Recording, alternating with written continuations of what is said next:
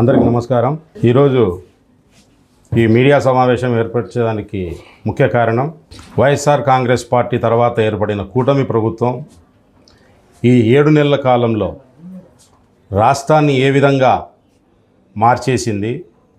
గతంలో వైఎస్ఆర్ కాంగ్రెస్ పార్టీ ప్రభుత్వం ఉన్నప్పుడు జగన్మోహన్ రెడ్డి గారి నాయకత్వంలో ఆయన ముఖ్యమంత్రిగా ఉన్నప్పుడు రాష్ట్ర ప్రజలు ఎంత సంతోషంగా ఉన్నారు అనే విషయం తెలియజేయాలనేది ఈ ప్రెస్ మీట్ ఒక ముఖ్య ఉద్దేశం. రీసెంట్లీ అనంతపురం అర్బన్ శాసనసభ్యులు దగ్గుబాటి ప్రసాద్ గారు ప్రెస్ మీట్ పెట్టి ఆయన మాట్లాడుతూ రాష్ట్రాన్ని అధోగతి చేసేశారు జగన్మోహన్ రెడ్డి గారు అన్నారు. ఎమ్మెల్యే గారు వైఎస్ఆర్ కాంగ్రెస్ పార్టీ ప్రభుత్వం ఉన్నప్పుడు జగన్మోహన్ రెడ్డి గారు ముఖ్యమంత్రిగా ఉన్నప్పుడు యావత్తు రాష్ట్రం సంతోషంగా ఉన్నింది. క్యాలెండర్ రూపొందించి క్యాలెండర్ ప్రకారము సంక్షేమ పథకాలు అందించిన ప్రభుత్వం మాది. ప్రతి ఇంటికి సంక్షేమం, ప్రతి పేదవాడి ముఖంలో చిరునవ్వు చూడాలనే లక్ష్యంతో జగన్మోహన్ రెడ్డి గారు రోజు పనిచేశారు.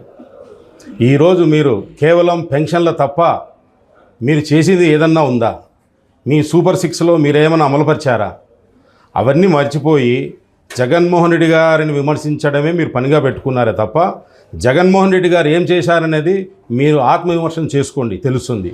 ఆయన హయాంలో ప్రజలు ఏ విధంగా ఉన్నారు, ఏ విధంగా అభివృద్ధి జరిగిందని కూడా తెలుసుకుంటే బాగుంటుందని చెప్పి తెలియజేస్తున్నాను.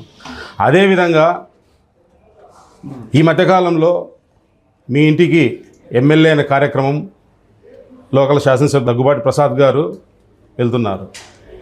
ఆయన కామన్గా వెళ్ళిన చోటంతా ఏం చూసినా కూడా మేము వచ్చినాకనే మార్పు జరిగింది, ముందు జరగలేదు, ముందు చేయలేదు అంటున్నారు. నిన్నటి రోజు కూడా ఒక రోడ్డు వర్క్ చూసేదానికి వెళ్ళి ఈ కూటమి ప్రభుత్వం వచ్చినాక రోడ్లకి మోక్షం అన్నారు. అంటే మేము రోడ్లే వేయలేదా? అనంత వెంకటరామరెడ్డి గారు ఎమ్మెల్యేగా ఉన్నప్పుడు ఆయన సారథ్యంలో గత 5 సంవత్సరాల్లో అనంతపురం నగరంలో 67 కిలోమీటర్ల మేరకు సీసీ రోడ్లు, బీటీ రోడ్లు వేసినారు. నిజమా కాదా? మున్సిపల్ ఆఫీసులో డేటా తెప్పించుకుని చూడండి ఎమ్మెల్యే గారు, తెలుస్తుంది.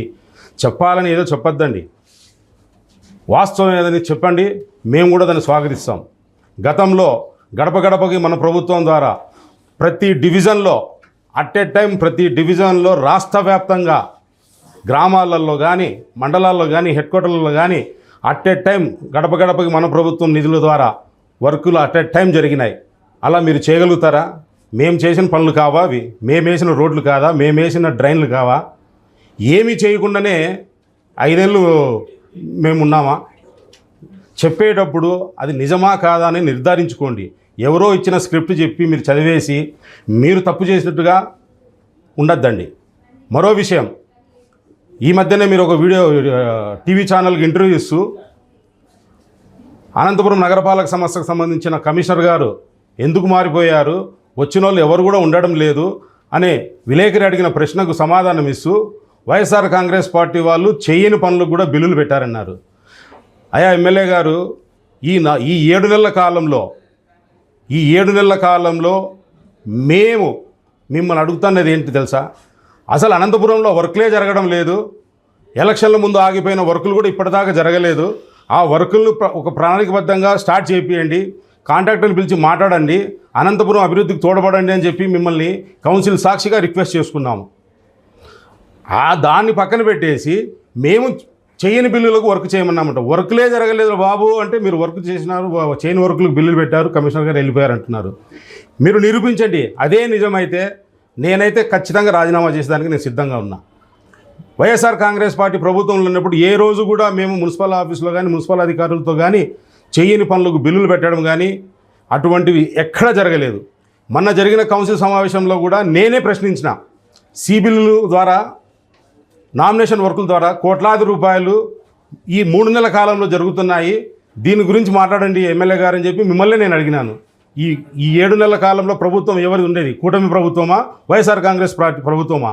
పాలకవర్గం మేమైనా అధికారులు మీరు తెచ్చుకున్న అధికారులు, మీరు చెప్పిన వాళ్ళకే వర్కులు ఇస్తున్నారు. మీరు చెప్తేనే వర్కులు జరుగుతున్నాయి. ఇది సత్యం కాదా?